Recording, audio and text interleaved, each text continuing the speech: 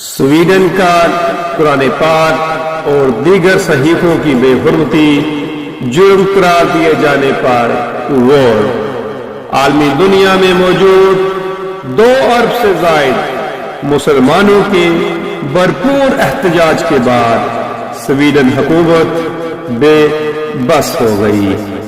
Sweden کے وزیر انصاف گونار سٹومر کے مطابق قرآن پاک کی بے حرمتی کے حالیہ واقعے نے سویڈن کی سلامتی کو نقصان پہنچایا ہے۔ اس کا کہنا ہے کہ سویڈن کی حکومت اس بات کا جائزہ لے رہی ہے کہ وہ آیا قرآن پاک یا دیگر مقدس کتابوں کی بے حرمتی کو غیر قانونی قرار دے سکتی ہے۔ اِنَّا نَحْنُ نَزَّلْنَا الذِّكْرَ وَإِنَّا لَهُ لَحَافِظُونَ۔